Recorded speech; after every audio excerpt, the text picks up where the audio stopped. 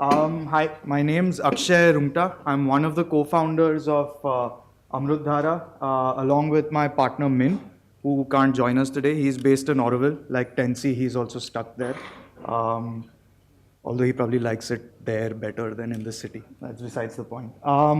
It's interesting for me to stand here and present at In a Planet of Our Own, because 6 years ago I was in the audience, freshly minted product design grad, and it's been an interesting journey since then to becoming a social entrepreneur, as we're called. So let me just get on with it. So Amrutdhara, we're working on technology and systems for access to safe drinking water in urban India mainly.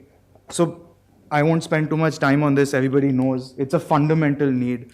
We've stressed that enough so far. But the problem that we chose to focus on was in urban India, where your needs for water are either unmet and there's just no access when you're out in public spaces, or you have to meet that need using unsafe, loose tap water, or increasingly, sorry if I can, use expensive packaged water, right? Be that in retail formats or in larger formats. So what we think is the only solution to meet that need is unpackaged drinking water. But then there's a reason that we don't consume that so easily in public spaces in India, and that's because of quality assurance. You don't know what's in that water. There could be arsenic, pesticide poisoning, and all kinds of viruses. So what's our solution? Our solution, fairly simple, is water dispensing points. How would we do that? We would have a dense network in urban India of these simple water ATMs, which would do cloud-based real-time quality monitoring. So the idea is every drop of water coming through the system is monitored for quality, and if it doesn't meet our metrics for quality, it shuts the system down and lets us know. But then that's a failure of the system, because we want to be monitoring it and fix it before it gets to that point. Now, one of the things that we believe a lot in is behavior change. And the only way to do that is to have a mix of implicit and explicit communication. So this machine needs to be designed beautifully. It needs to be clean. Let me take an example.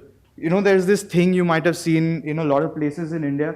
We love stainless steel, right? We don't know if it's clean, if it's dirty, but if it's stainless steel, somewhere deep inside we're like, saaf hoga, must be clean, right? But do you know that? No.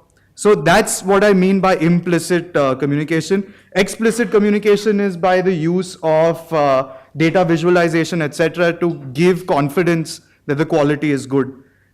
This is the first and only prototype we have.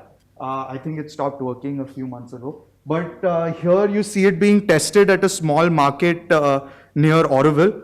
And the product is basic, at a very basic level, is in two parts. One part is the poetically named front end, which is where all the innovation and the technology lies, right? You have the quality monitoring and communication systems. And in case you probably know water, we're using sensors to measure the total dissolved solids, which acts as a proxy to tell us if the water is good reverse osmosis water or not. And if you haven't died of jargon monoxide, this is the back end, right? And that's where the first bit of modularity plays out. And for us, building a modular product from the ground up was critical, because as we went out and did research in the field, we saw that every context demands something slightly different. There are going to be shops which have access to water, and there are shops that won't have access to running water. So in shops which don't have access to running water, the back end would be a bubble top dispenser. If you don't know what a bubble top is, it's one of those 20-liter water cans. And in shops that do have access to water, we would use a reverse osmosis filtration system. So, what are the scenarios in which we see these machines being installed? Our primary target is public spaces. That's where we started from, and that's where we're working in primarily, which would be shops and public spaces like transport hubs. But then the reason for building it with a certain amount of modularity is that it goes out into other contexts, into slums, into affordable private schools, and in hospitals. Now, in those kinds of contexts, the way, for example, a hospital, you could put up a large capacity RO system on the terrace, and you only mount the front end on every floor, and that's, hey presto, you have clean water on every floor with a single filtration system. Now, that was the quick and dirty of what Amrutdhara is. But I started thinking, I've been here in conferences. It's nice. People come, talk about their ideas.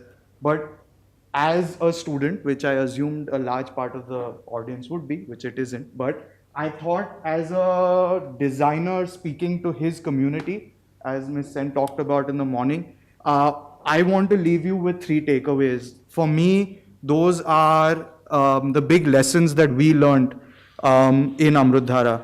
First up, when you talk about sustainability, design, sustainable design, design sustainability, don't greenwash, right? There's just too much of that going on where, we have ostensibly sustainable sourced materials, but they're not doing much because you're still consuming. You need to focus on consumption, and that's where we came in. So when this idea started, my partner called me up and he said, we need to get plastic bottles banned. And I laughed. And a whole bunch of civil society laughed because you can't just ban it. There needs to be a viable alternative. But I think at the core of it, he was getting at something interesting.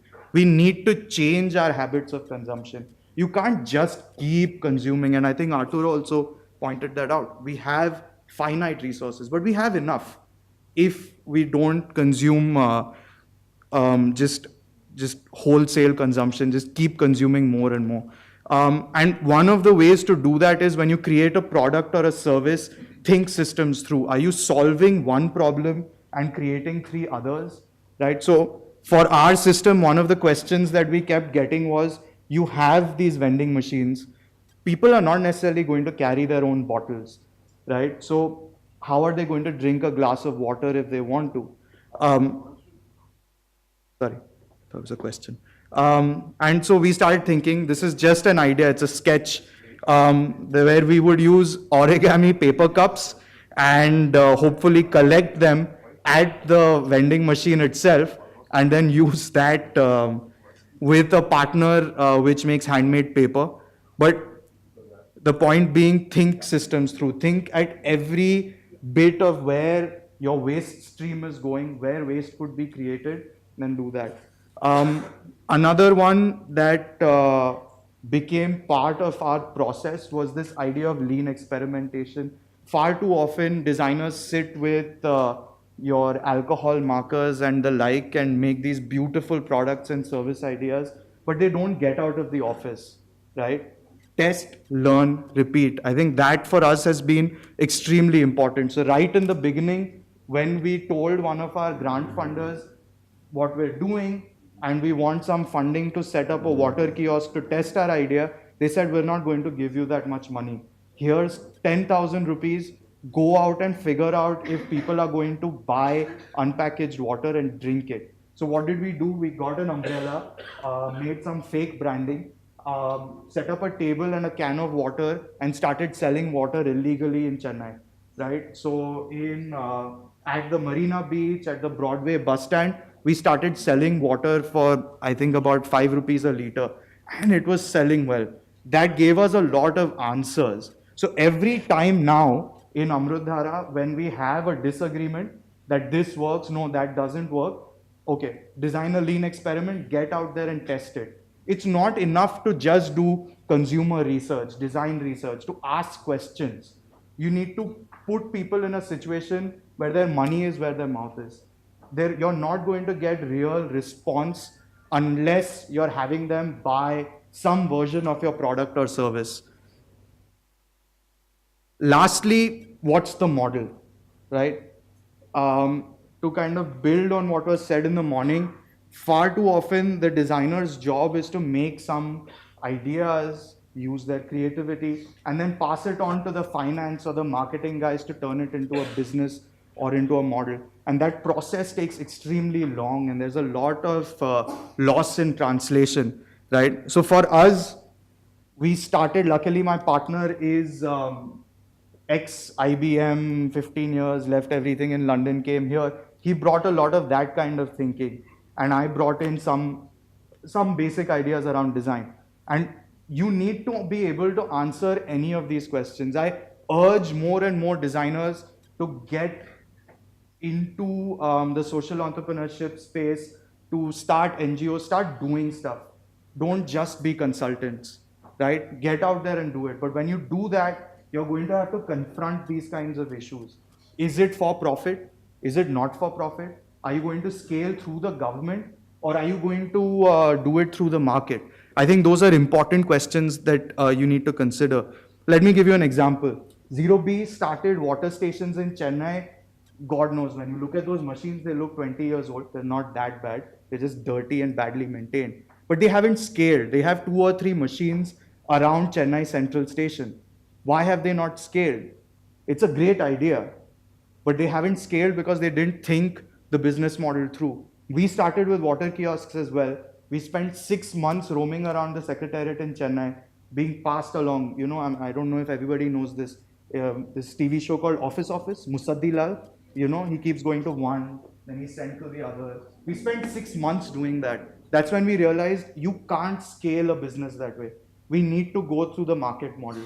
And that's when we shrunk the size of the machine and made it a vending machine, right? And so just to sum up, I urge design students, and I see a whole bunch in blue back there, don't be consultants.